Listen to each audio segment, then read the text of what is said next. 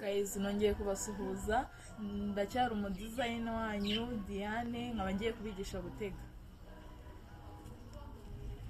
Tugiye gutangira. Ufata agatambaro kawe, iyo ufite imisatsi uwuzirikiraho, ariko iyo utayifite utegamo agatambaro mo imbere. Uwumva rero afite imisatsi. Tugiye gutega modeli ya mbere. Ufata igitambaro cyawe ukagihina neza,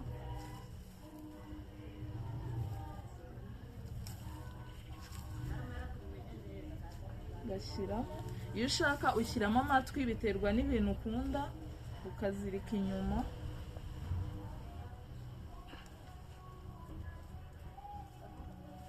Ufata akano ko ku ruhande ukakazinga.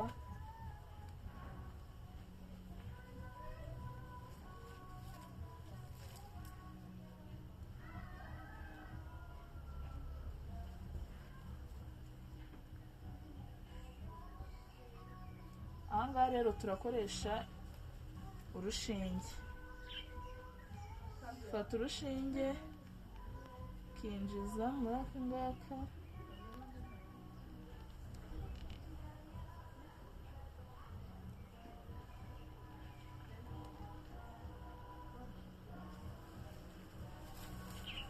ukaba ugafatishije,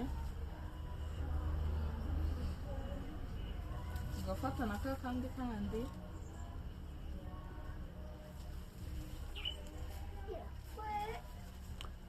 nako ukagashyira hano.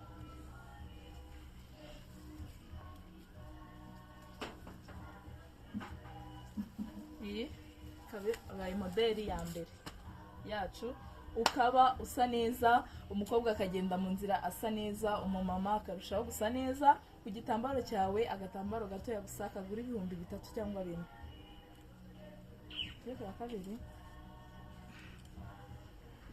Tugiye kuri modeli ya kabiri. Rero ntabwo turi bukoresha urushinge,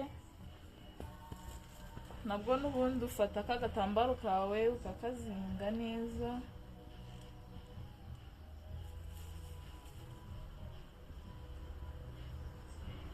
Kako ni akantu kari simple, buri muntu wese yagatega. N'abamama bacu bakuze nabo bagatega, ntabwo kagoye nyine cyane. Fata kano ukamanza ukagashyiraho agashinya hano inyuma.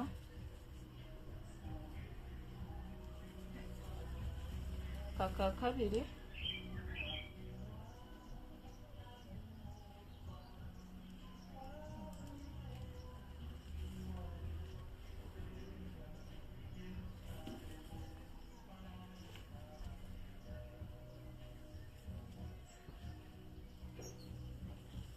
ibintu byo gutega aba ari ibintu byiza cyane.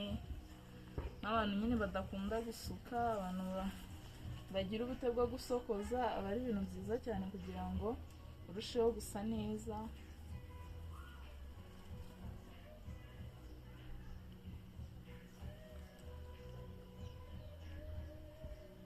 Uhita ufata kano gatambaro ukakagira gutya, warangiza ugahita umera nk'ukagira gutya, ukakazana hano inyuma ukinjizamo imbere. Aka ni akantu kari simple, ukagenda umeze neza nta kibazo ufite. N'abantu bakuze ndakeka kugategana ngo byabagora, ko buri muntu wese yagashobora. Tugiye kuri modeli ya gatatu.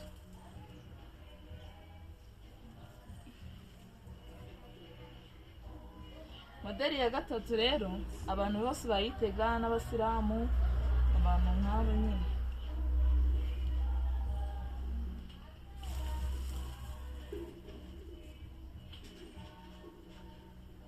Manza ukazirika hano hasi kuko tuba turagakenera. Hano inyuma uhita ufata kino gitambaro cyasigaye ukakizinga.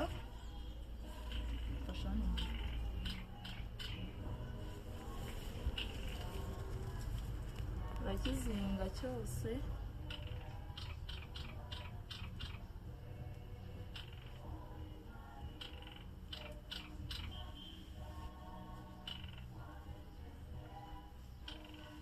neza ugahita ukazengurutsa hano imbere.